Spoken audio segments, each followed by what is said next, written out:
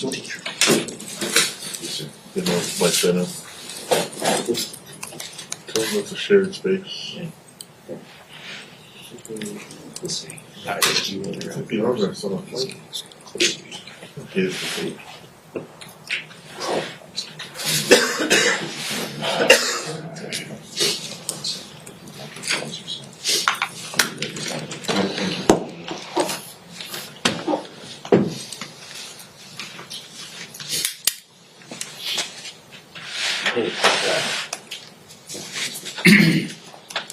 No way it's true.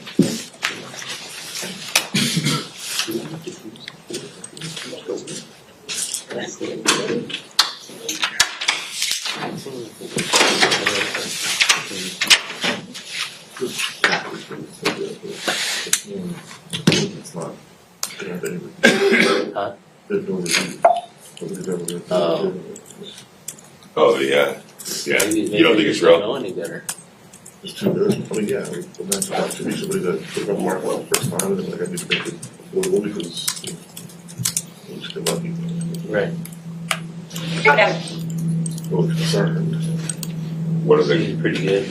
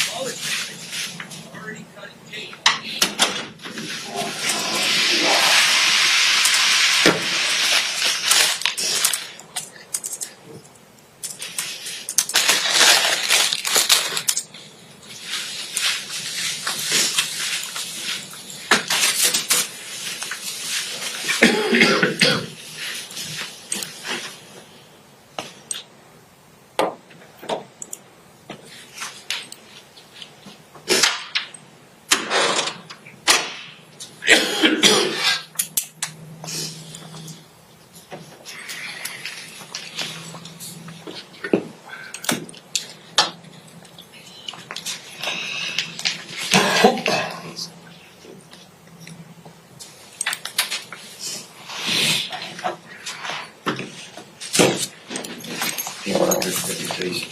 So I see Dexter was playing with my wife Shannon's computer. I mean, he was banging. You're acting like Mr. Anderson. Yeah. That's why I type so fast though. How many boards do you know? I don't know. I'm pretty fast though. Last give them time. Mandatory meetings, everything's going on.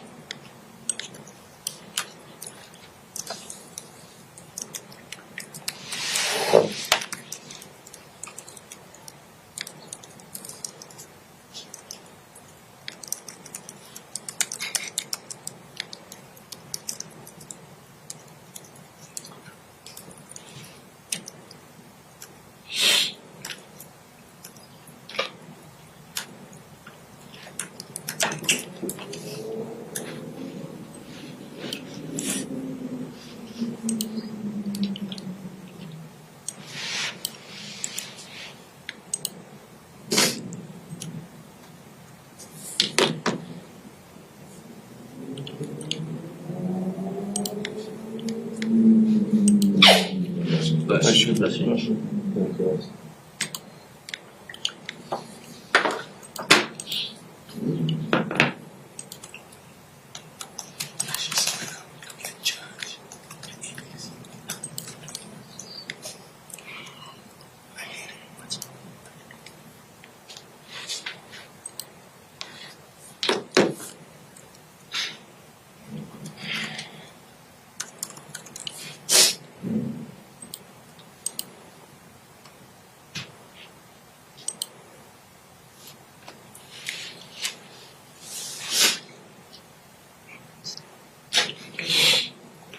It's pretty cool. Also, let's see. Oh, Nice. Yeah, it's very cool. Interesting. Let's see. Objects over there.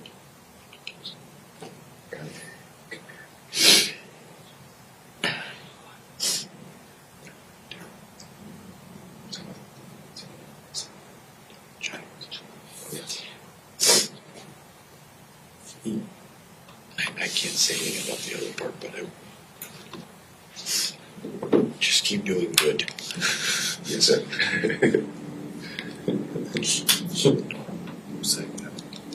Usyk. But he's more impressive. The scoreboard. You thought he won cleaner than the. Yeah, I didn't think it was a split either. They might have run.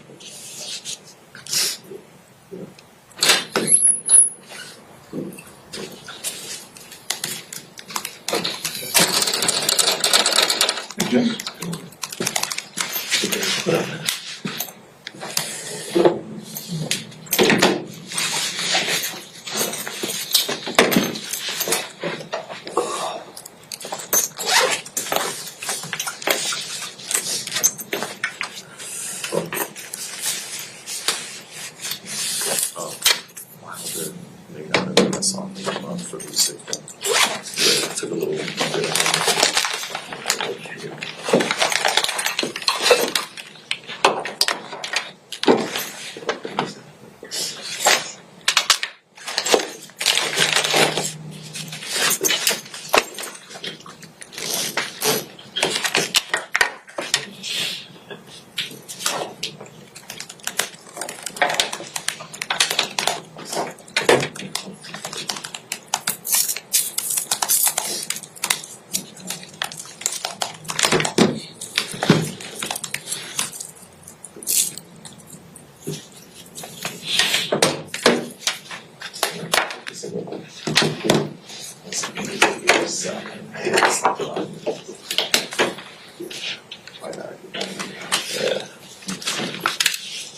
Hand me down, I'm sure.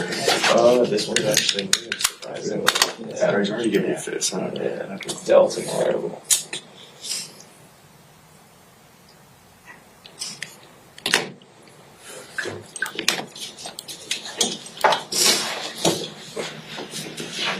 There's one good thing about this station, it's like MacBooks. I was gonna do that. Yeah, it's crazy. My first station actually gave us minutes. Every other one has been like shitty bells. Of all the places that I thought would actually do it would be here. Yeah. Let alone the first one is in the north. It is crazy. Yeah. Well, Dell is headquartered in Austin. There for college, I spent like 4 or 5 years surrounded by Yeah, people. and yeah, still not a Dell fan. They're not in LA. You wouldn't fit. You wouldn't fit.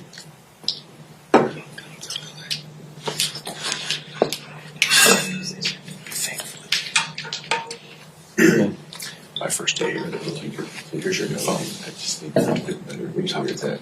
I've been in LA. I was on you one. Oh, you never got it. But I spent 4 years on that station. Where that was like my first long-term stay in that place. It was next door. So, yeah. I was like, I don't feel like that's like necessary.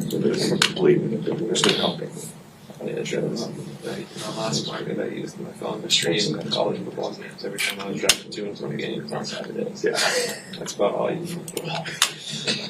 What I can do is I don't have unlimited data anymore on my personal plans. I'm like, if I ever use it, I'll Use it on the work one. Yeah. My buddy, all have a bet. And we all agree, so it's not really a bet. When you fly to California, what airport do you use? So I sent back John Wayne, Give me the. Which one? Orange County. Yeah. And then they're all like, LOL. What's so funny?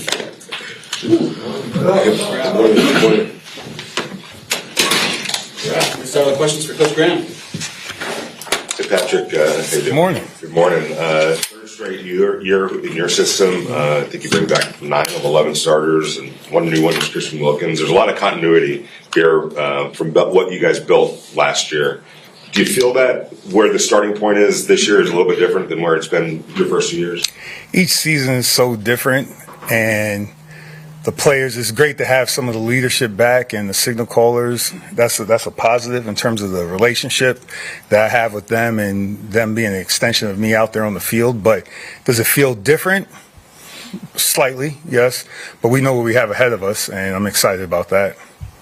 Patrick, how much when because of all the changes last year midseason, how much do you get to change your defense this year? Do you? I mean, obviously it worked really well, but you're known as a tinkerer. I enjoy being in the lab, and with the players we have who have high football IQ, that embrace those challenges of the tinkering, I guess. It's definitely fun for me, and again, it goes back to each year's different, and if you try to stay the same, people will catch up, and then we'll get passed by. So there's definitely a little tinkering going on. We'll see, what sticks, and we'll put the best version of our defense out there, at the beginning of the season, and hopefully it keeps improving. Part of that tinkering brought Tyree inside a little bit more as the year went on. Can we expect to see that a little bit more? And what are your observations of Tyree now that he's had an off season where he can really devote all of his focus to football? Well, the moving the defensive end inside, that's always been a part of just like for any rookie edge rusher, both for myself and for Robbie Leonard, who's our D-line coach, who does a great job. It teaches them to use their hands, and because they're dealing with a more immediate block from the guard or the center. So I thought that was really critical to Tyree's development. That's going to help him out on the edge. I've told you before, we utilized that before in the past, the different spots I've been.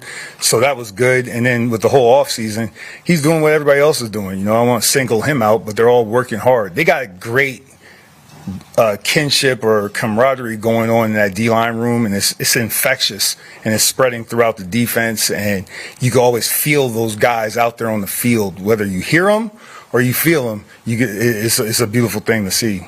How big is it that Tyree's healthy, though? He doesn't have to worry about trying to rehab. All he has to do is worry about just football. Good. That's an easy answer.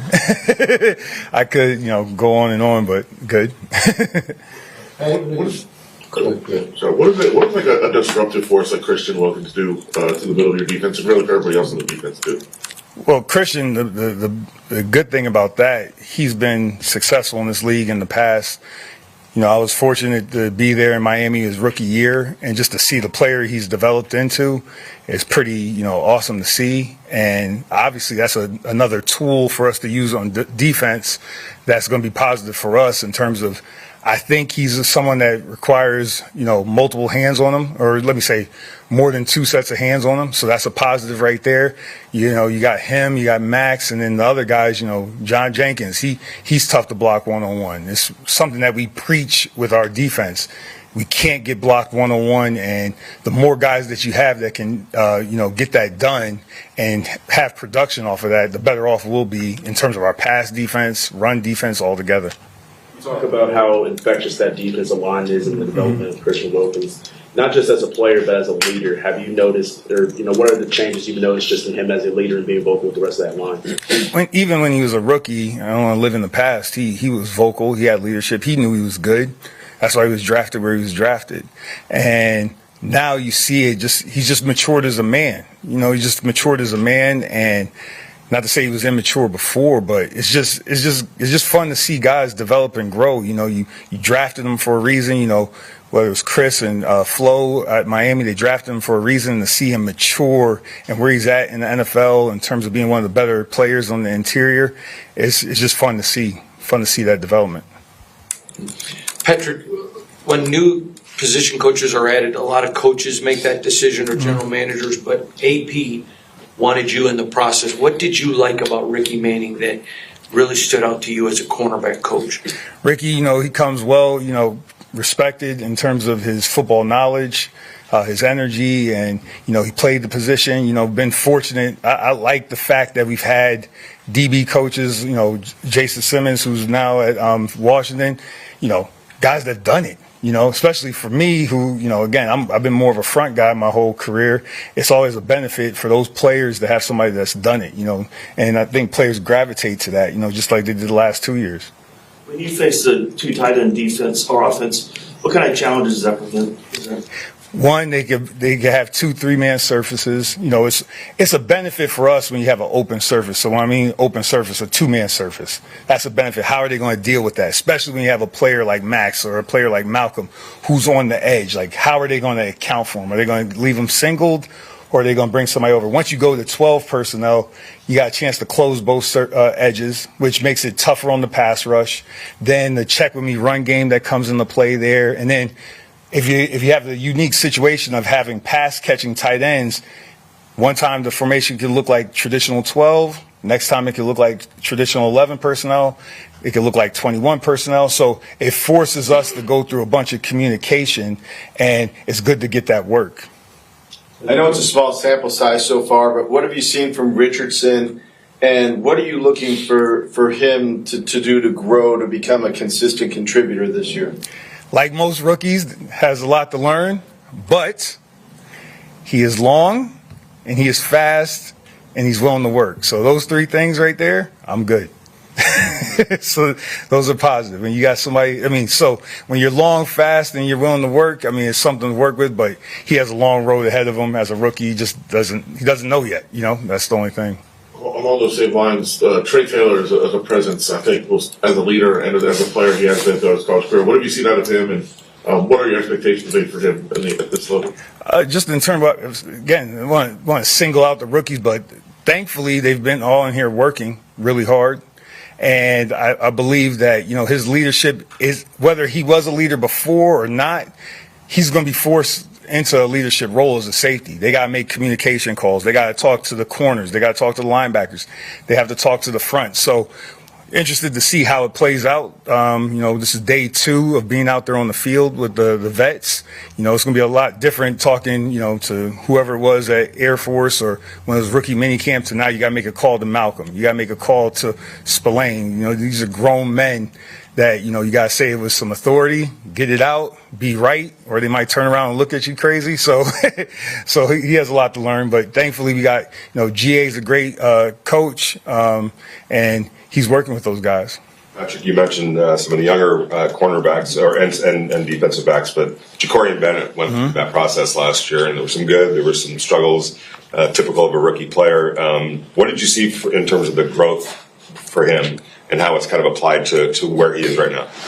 Part of it is just, you know, getting the reps. You got to see it, you know, until, you know, you have these dreams of being in the NFL, you know, you play high school ball, play college ball, and you get here and you just realize it's a different game. It just is. I mean, they're still tackling, blocking, you know, all that stuff right there, but it's a different game, and seeing the route combinations, understanding that they're going to try to isolate you for the run game, you know, with crack replace situations. So what I've seen is the film study. I've seen him ask the right questions. I've seen him narrow down what his focus is by stage. So phase 1, phase 2, phase 3, and being able to really zero on that so he can improve his craft and then leading into training camp. What have you seen as the biggest terms of growth with Malcolm Kuntz from the time that maybe you've met him till now? Like, is there a main attribute that you've really seen him develop? From Malcolm. Okay. 2 weeks ago, we were doing drills during the phase 2 process, and I was in the back of the D-line group, and I just saw him coaching up one of the younger players. And, I mean, coaching them up with authority. It's like this, do that. Once you see that, that's showing command of his craft. And when you hear that, you know, it just, again, I tell you guys all the time, as a teacher who happens to teach football, I mean, I was just proud. I was giddy. You know, I mean, I don't know if a defensive coordinator should use the term giddy, but I was giddy. I mean, just to see him do that. So now you're seeing a young man, you know, developing true mastery of his craft, where he's able to go ahead and, you know, coach others up with authority. I was impressed. It's just the confidence he has right now. Last season, something a few players said pretty often is that you've been pushing them to not just be a good defense, but be a great one. What do you feel like you guys need to accomplish this year in order to make that leap? Put in the work.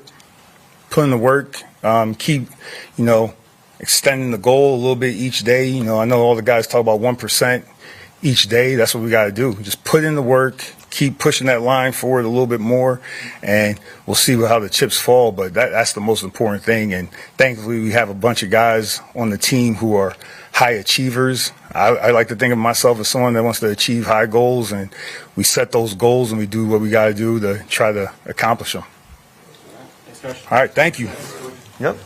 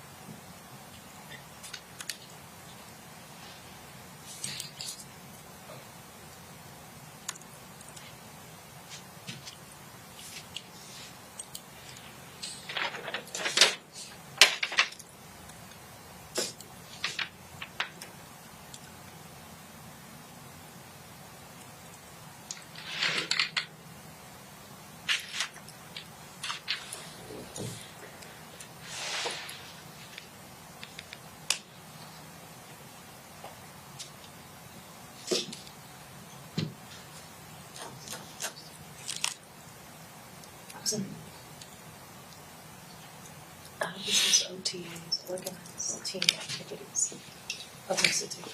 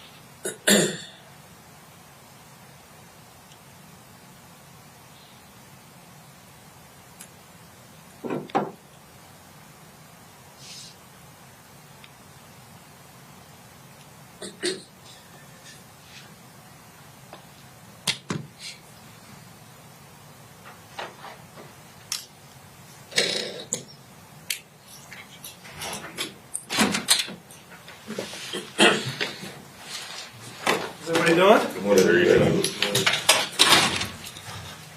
We're not very juicy today, are we? Huh? How's it going? Good. How are you doing? Doing great, thank you. Luke, I know that this is an early part of the process, a process that's going to go on for a while. But when it comes to the quarterback situation, are there some traits that you're looking for in terms of making an ultimate decision? What's going to go into that? Yeah, I don't think traits necessarily is the right word. I think, the evaluation of the performance on a whole. I think there's a lot of parts to it. I think it's the way that the operation, right, making sure we're taking care of the football, and then the production part of it. I think, like you said, this is a long process. We're at the beginning stages of it. Everyone trying to get a grasp of what we're trying to accomplish, not just the Qs, but everybody. And so the good thing is we got a good group in that room. Those guys work their butt off, and they're competitive, but they're great teammates too at the same time. So the beginning part of this thing has been a lot of fun. Luke, people don't necessarily understand. You can't bring the Chicago Bears playbook here. Different personnel, different team coaches, everything. So I'm curious. You didn't know that they were going to pick a Brock Bowers. How much of your playbook right now do you think are you still writing? Are you still going over? Are you still contemplating? Yeah, I think there's certain things that are kind of non-negotiable in your play style, right? And the mindset and that you want to bring, no matter what style of play you have to have. And fortunately, I've been around a lot of really good football coaches that have kind of exposed me to a lot of different styles of play and different ways of approaching teams and find different ways to attack the different styles of defense that we face each week. And so that's never going to change. And I think the part of our job is, you could go into week 3 thinking you have one style of roster, and week 4 you can be in a completely different, right? You just use that example. We had completely 2 different styles of QBs in Chicago, and you go into different games and you have different ways of playing the game, and so that part of it is all real. And I think the most important thing is finding a way to maximize the type of guy that you have, figuring out what they do well, and that's what the phase that we're in right now. We're all trying to figure each other out and figure out what we do best. When you look at a pick like Brock Bowers, how excited are you to have him in the building, and how much do you think you'll be able to complement Michael Mayer as well within 12 personnel and kind of what they can do as a tandem?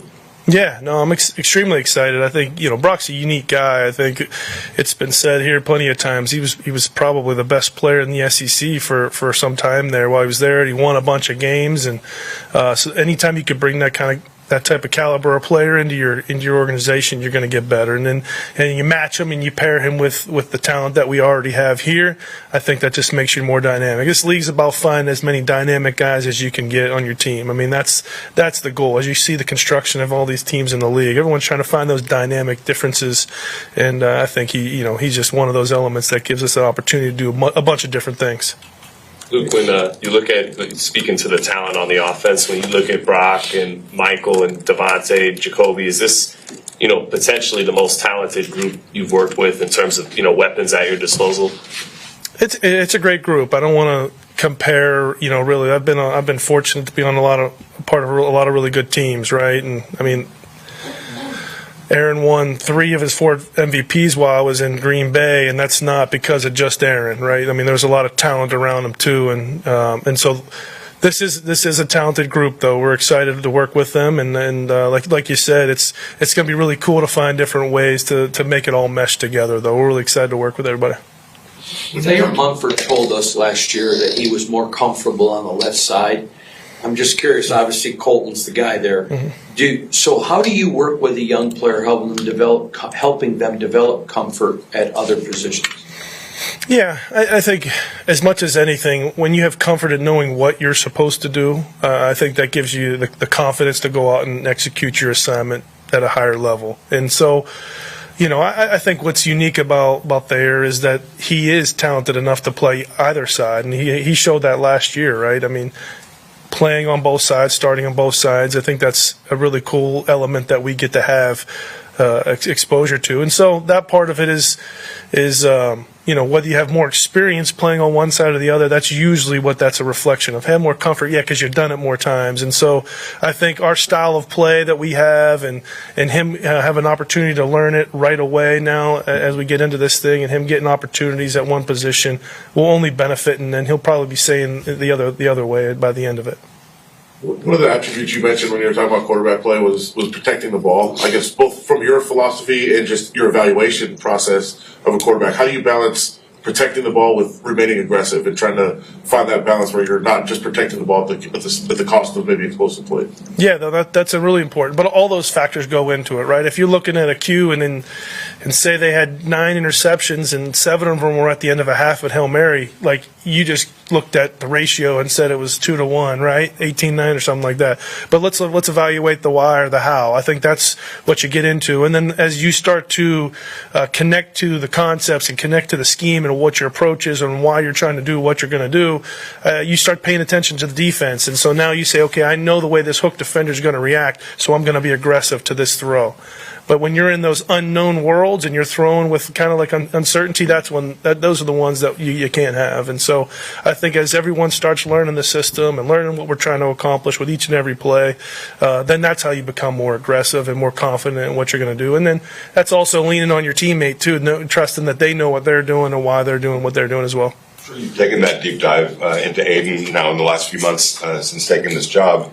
What is your evaluation of Aiden coming off that rookie season? Yeah, no, I mean, to to him to get thrown into the way he got thrown into, and to see the adversity. I mean, I think it was like a 0. They didn't score, and then they go score all those points. I mean, that's a really cool reflection of the type of kid that he is and the approach that he brings. I mean, there's one thing that I would definitely pat him on the back for at this point is just the willingness to be taught and willingness to be vulnerable in this opportunity to get better. I mean, it's really cool to see a guy who's had success now really excited to learn some new stuff.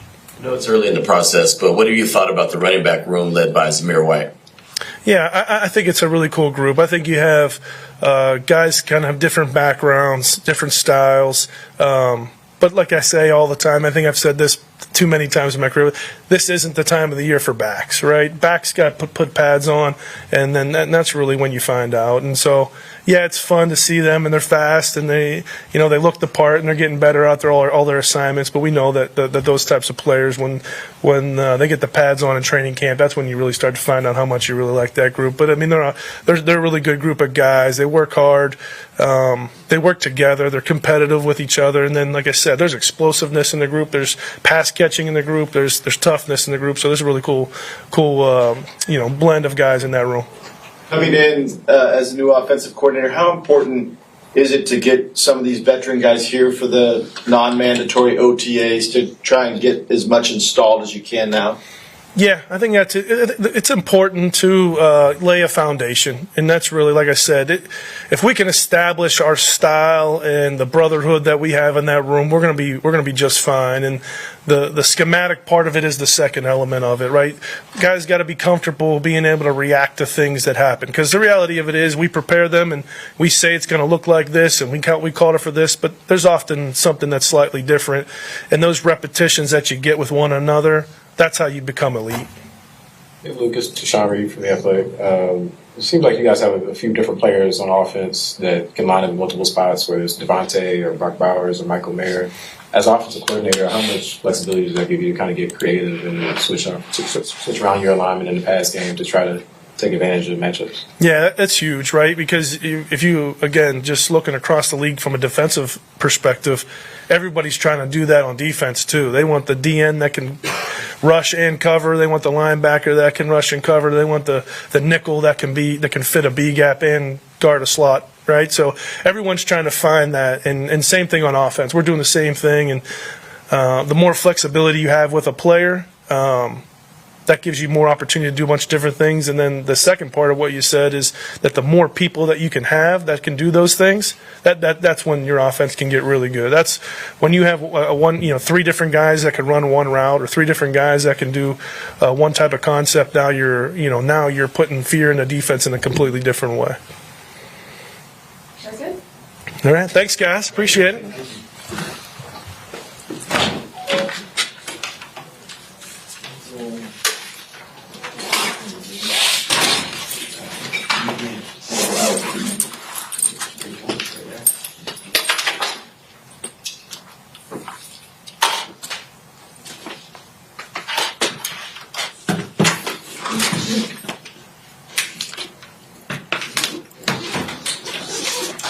Hello.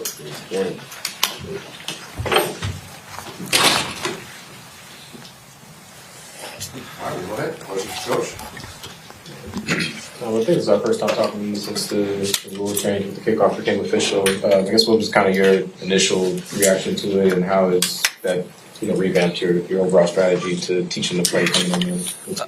Excitement, number one. Very excited. The players are excited. If you think about it, last year in Super Bowl, just use that as an example, 13 touchbacks. Now it's going to be 13 balls to return. So returners are excited. Their value is going to skyrocket. So, for example, you're a kick returner. We can put 2 back there, but let's just make it easy math because it's easier for me. If you have 1 back there and you kick off, and you get 80 kickoffs, that guy's going to touch the ball 80 times possibly next year, and he's guaranteed that. Where before it's only your best receiver or your halfbacks that are guaranteed touches. This guy's going to get 80, where last year we got 11. So the value skyrockets. The value skyrockets for the position players because now they're covering every rep. So the leading tackler in the league is going to probably go back to the early 2000s, 36 tackles on special teams, whereas it was only 16 tackles this last year. So their value goes way up. As coaches, naturally we want to play every play. So there's going to be 10 plays a game, 5 kickoffs, 5 kickoff returns that are added into what we're grading, what we actually have to play. We can't have the out of kicking the touchback anymore. Or you're going to get the ball at the 30 and you're going to give up big drive starts. So we love that part of it, because now we're going to cover every rep. We get a chance to return every rep and got to shed, block, tackle, and teach. You're in a kind of a unique situation as a special teams coordinator. I don't know if there's a comparison to that, but you have to figure out how to advance it as a return team, but then also cover it as a coverage team. So you have to figure both sides out of it.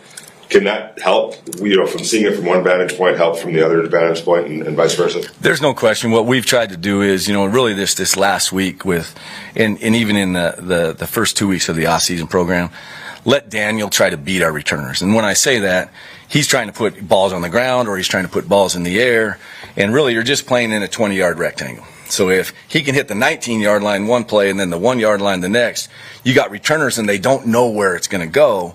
And we can go when the ball hits the ground. So the difference between the XFL and our model is we can go when the ball hits the ground and we're back at the 40. That's your advantage on kickoff. The kicker becomes more valuable also. Because now if he can put the ball at the 2 edges of the rectangle, you got a chance to get much, much better. And we've learned a lot from our returners. Because our returners all of a sudden are beating him. And then the next day he beats them. So we are finding out where to align these guys to get to the edges of the field, talk coming back to the middle, and so on and so forth. With all the changes in special teams, Tom, do you have to go to AP and maybe ask for some more special time in practice just because there are so many changes? Yes, but you got to be careful about, running their legs out, so on and so forth. But the biggest thing is for example, let's say I kick off and it goes here, right here to you, okay? That's the point of attack. We have to win on kickoff cover here, okay? The backside's still at the 40-yard line, so we're long ways away. Your point of attack, wherever the ball's kicked, these players are very, very important on kickoff cover. They're also important on kickoff return. So it's one of those where the biggest thing he's given us is we get walkthrough time that's built into the practice at the end so the players can visualize it. Because this is new to them. It's new to everybody. They've never done it. It's very awkward to watch a ball hit and then be able to go. And just remember, within this play, what we wanted to do is take away space and speed. So the 25-yard run is gone. And if you really think about what's the biggest difference, just remember that last year at the 40-yard line, guys are going 19 to 21 miles an hour. We're going 0. We're going 0. So we're starting at nothing, and you're right there. That's about 5 yards. You're waiting there to block me, so the collisions are at 7 miles an hour versus 19 to 20. So it's a big difference. Who are you anticipating your blockers reading to understand when they can go? Because they're going to have their backs to the ball. To be upfront with you, the blockers are going to have to go when the kickoff cover team. And when I say that, just imagine if you're looking back and I kicked off, and you stay looking until he catches it, and then you turn, I'm already gone, and you're not going to be able to see me. It's like trying to fight somebody, and you're turned this way, and they're right here. You're going to get, probably going to lose that. So I'm going to have to go when you guys go. Okay, and you really watch their feet, so on and so forth. And you're like, well, what they could do is they could drop down into a stance, little things to try to get you to false start. So there's some different things going on in the league. Talk about learning from the returner some of what you have to do on the kickoff and that sort of thing. How much do you expect this to be an evolving process all season long, where you're still looking at things and evaluating? I'll be honest with you, 100% of the season.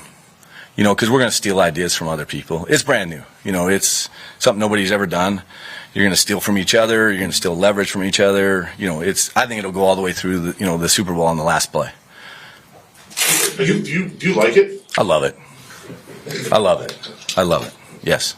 You are known as kind of a tactician when it comes to special teams. So when they change so much, does that just, I hate to use this term, but it's meant as respect. You are the nutty professor of special teams. Does that just make you excited with all the things you can come up with? Yeah, it's just what it comes down to is preparation. Great players, they prepare. And so if I want to be great, I got to prepare, and I got to come up with the answers before they get here. And then the answers that I think I have that are wrong, I have to be a teammate and say, hey, we're not doing this because this ain't going to work. Let's move the returners to this spot. I'll be honest with you, originally where we had them at the beginning of the off-season program is not where they're at right now. And I love that part. I learn from the players. They'll come over and they'll say, hey, Tom, don't put us here. Put us here. We can get to these balls. And Daniel will say, yeah, let them go there, and then I'm going to do this. And then we can So I like that part of it. We talked about maybe extra practice time and how that could work out. What about in terms of selection of players that are going to be on special teams? Is there more of a kind of an emphasis on that of, hey, these guys are actually going to have to make plays every single time? We're going to have to talk about who's out there. Yeah, I don't know that there's more of an emphasis. There's always been, and I'm just going to speak in this building, there's always been a great emphasis in the 2 years I've been here that we spend a lot of time on what players, can help us make the plays.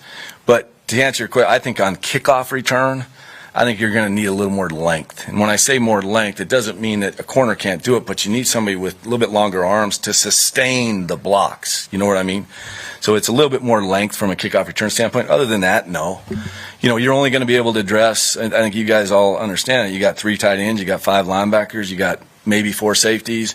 You got to find those guys that can win at the point of attack. And then if Will's a great backside player for us, who can be that backside player? But you need 2 of them so that they don't know where you're going to kick the ball at every spot. But you have to mix and match because you can't just, let's dress 7 linebackers. You don't have them on your roster. Kind of went under the radar last year, but DJ Turner really turned himself into a pretty darn good special teams player. Mm-hmm. What does that say about him who, kind of came in here, I'm sure aspirations to be a wide receiver, which I'm sure he still wants to do, but figured out, hey, this is going to get me onto the field and I got to maximize this. Trust. Simply. Trust himself. No, he trusts himself. DJ doesn't say a word. DJ just goes, and if you tell him to do this release, he does that release. But he knows he'll succeed by doing that release, and he's seen it on tape, and love DJ. How much has Daniel embraced, having to learn all these ways to make it? He's competitive. He's competitive. He wants to beat the returners, every single day. I'm going to go out there, and I want to be 10 for 10 if we have 10 kickoffs. I don't want him to touch a ball. I want it to go into the end zone, and I want to get a 20-yard line drive start. Or I want them to have to come up, and it hits and rolls, and where we're going as the ball's on the ground, give that kickoff team an advantage. But he loves the challenge. So, Tom, just for clarification on the rules, if he kicks it out of the end zone, they get it at the 30. Yes, sir. But if it hits the ground and goes through the end zone, it's the 20, correct? Yes, sir. But you have to down it. That's the other thing that is brand new in this league. It's a live ball. They haven't had a live ball in this league in a long time. So if the ball hits and it stops in the end zone, used to be dead because no one's touched it, you got to go down the ball. The only time a ball is dead is if it goes outside the rectangle. When I say the rectangle, the white lines. Out of bounds, or through the end line, then it's dead. Excuse me if I'm mispronouncing his name, but obviously with all these, special teams rules, he drafted Dylan Lave, who's a special teams unit, kind of an ace, in the FCS level. What do you think of him so far? Strain. That's it. Strains. You strain, everything's going to take care of itself. He strains. High, give a darn meter. He strains. He's going to be just fine. He strains at every single thing he's trying to do. It's that simple. One word. Just to go back, is the ideal scenario then landing it in the rectangle and rolling it out of the end zone? There's some scheme there. I think that the biggest thing is from a rectangle standpoint, if I'm a returner, you want me to have to use the whole rectangle to get to the ball. You know what I'm saying? So there's times you could possibly pin him on the 15, which would be better than a 20-yard touchback. But the kicker's got to make this guy play the top 19-yard line to the 1-yard line. You don't want a lot of balls. For example, if I catch a ball at the 10, we just gave him 10 for yards. If we hit a ball in our hands at the 15 for yards. Now, if they get it at the 15, but it was rolling and stopped, we just got a head start on them. Okay, so what you're really looking for is the differential between when the ball hits, and when they get it in their hands. How much time did we get down the field before he actually gets it in his hands? Like if you get 1.5 seconds, that's 10 yards. And he hasn't got it in his hands yet. So there's some different things to look at. I apologize, this is going to be an ignorant question, but I'm ignorant. No. So with Daniel, does he have to change the way he kicks? Because before it was get it up and get it out. Now it's... you're not trying to hit touchbacks. Yeah, there's the hang, just to be cutthroat with you, the hang time doesn't matter. It doesn't matter. If he hits a 1-second ball to the 1-yard line, love it. If he hits a 1-second ball to the 19-yard line, love it. If he hits a 1-second ball to the 10 outside the red line and it bounces and goes in. So the faster a ball comes, the quicker these guys got to react. When it's in the air, I got more time to get underneath it. So in describing it, is it be like a pitcher learning how to pitch a new pitch? No, because these guys have all this stuff in their repertoire from before. Yeah, you would hit line drives before in certain situations. You would hit balls to the one versus balls that are short, which we used to call mortars. So it's all there. It's just, it's a different gig now, knowing that they're going to return every single one. We got time for just one more, guys. All good? Thank you so much. Appreciate y'all. Thank you so much, Coach. I wouldn't use Will on the coverage team. Will's pretty slow. I wouldn't use him on the coverage. I'll use Bill any day.